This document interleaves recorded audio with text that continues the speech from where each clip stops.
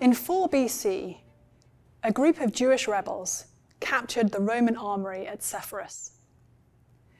Sepphoris was in Galilee, a northern Jewish region that would once upon a time have been part of the northern kingdom of Israel, but now it was a backwater of the Roman Empire. And the Romans did not tolerate rebellion. They burned Sepphoris to the ground, sold its inhabitants into slavery, and crucified about 2,000 Jews.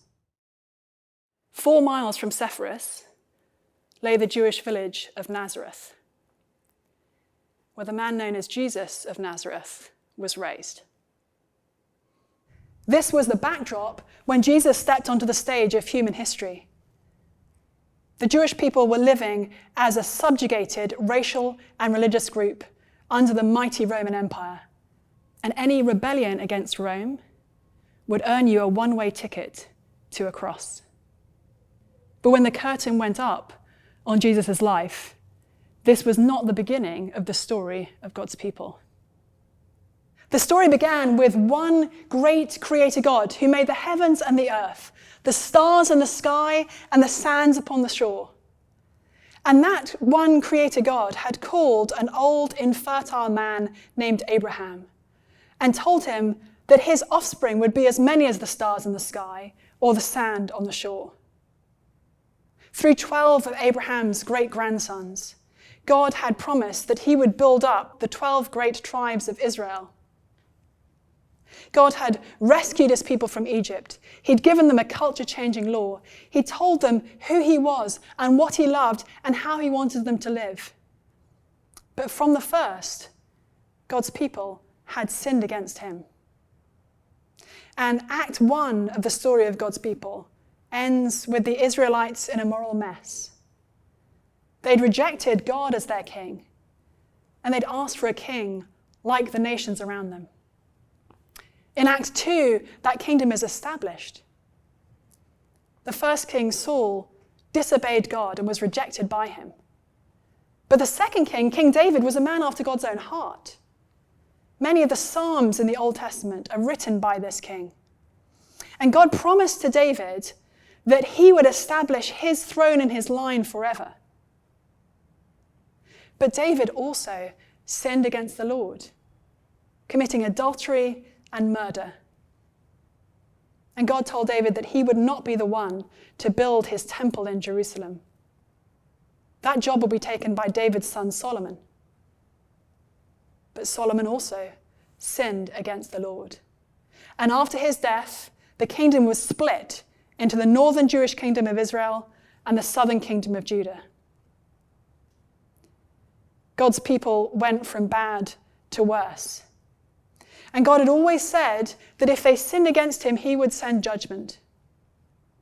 In the 8th century BC, that judgment fell on Israel when the Assyrians overtook that country and deported its people. Then in the 6th century BC, God's judgment fell on Judah when the Babylonians invaded. And again, God's people were deported. As one of the psalmists writes, "By the waters of Babylon, there we sat down and wept when we remembered Zion." But even at their lowest point, God kept promising his people that one day he would send them an everlasting king to sit on David's throne. And yet when Jesus of Nazareth was born, God's people had been living under foreign pagan rule for centuries. They'd had a glimmer of hope. In 164 BC, the Jews had risen up and thrown off their pagan overlords. They'd re-established the kingdom, and for about 100 years, one Jewish dynasty ruled. But after the second generation, there was internal strife. And eventually, God's people devolved into civil war. And in 63 AD, the Roman general Pompey took Jerusalem and desecrated the temple. And God's people were back to living under foreign pagan rule once more. This was the backdrop and the history when Jesus of Nazareth stepped onto the stage. And if we do not recognize Jesus' Jewishness, we will not understand the full biographies of Jesus in our Bibles. The books known as Matthew, Mark, Luke, and John. In fact, trying to read one of those biographies of Jesus without recognizing his Jewishness would be like trying to read a biography of the Reverend Dr. Martin Luther King without realizing that he's black. Jesus stepped onto the stage after 400 years of painful intermission, when God had not even sent a recognized prophet to his people. And still, God's people were clinging on to that promise that one day God would send his everlasting King. But this was 2,000 years ago. How can we know that these books about Jesus, the so-called Gospels of Matthew, Mark, Luke, and John, are giving us reliable history and not just mythology about a man 2,000 years ago? Well, the first Gospel to be written down was Mark, and experts believe that it was written between 35 and 45 years after the events that it records. Now, depending on how old you are, that might seem unbelievably long ago, or it might seem like yesterday. I'm personally not old enough to remember things that happened 40 years ago. But my parents and grandparents are. Not everything, but the major events and conversations that happened that long ago are fresh in their minds. The four Gospels of Matthew, Mark, Luke, and John were written down well within the living memory of eyewitnesses of Jesus' life and death and claimed resurrection. And in fact, they were written down precisely because those eyewitnesses were starting to die out. Jesus had appointed 12 Jewish apostles to replicate the 12 tribes of Israel. But he also had dozens of other disciples who traveled around with him and made it their full-time job to learn their rabbi's words and watch his deeds. These disciples were both men and women. And the Gospels record for us some of their names.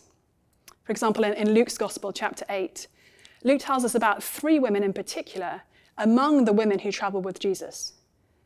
He names Mary Magdalene, Joanna, the wife of Chuza, and Susanna.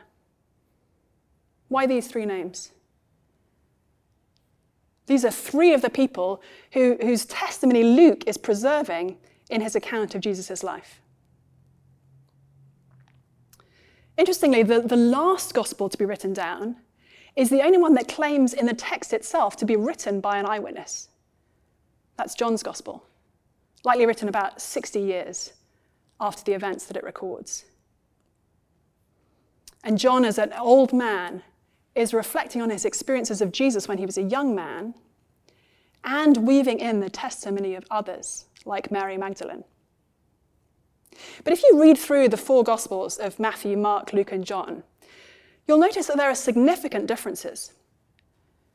Sometimes stories are told in a different order. Or sometimes 2 Gospel authors are telling the same story with significant differences. One example in Mark's Gospel, Mark tells us that as Jesus was leaving Jericho one day, a blind man named Bartimaeus was shouting at him from the side of the street, "Jesus, Son of David, have mercy on me." Jesus healed this blind man. So far, so good. Until you open up Matthew's Gospel. And Matthew doesn't tell us about one blind man named Bartimaeus. He tells us about 2 anonymous blind men. So who is right? Matthew or Mark? We have to understand that the Gospel authors are being extraordinarily selective in what they tell us about Jesus. And they are telling us particular things with a particular purpose. So of the 2 blind men who were healed that day, Mark tells us about the one man, Bartimaeus, who went from being blind to being an eyewitness, a named eyewitness of Jesus' life and ministry. If we're going to understand who Jesus is, then we must understand that Jesus was a Jew who lived and died in history. Like climbers reaching for our holds, this is the first thing we must grasp. Jesus lived and died. He was flesh and blood like you and me. He was born in a particular place and he died at a particular time. Jesus never wrote a book or led an army, or sat upon a throne. And yet his life has changed human history like no other. In 4 BC, 2,000 Jews from Galilee were crucified outside Sepphoris. About 3 decades later, one Jewish man from Nazareth was crucified outside Jerusalem. His name was Jesus, and his life transformed the world.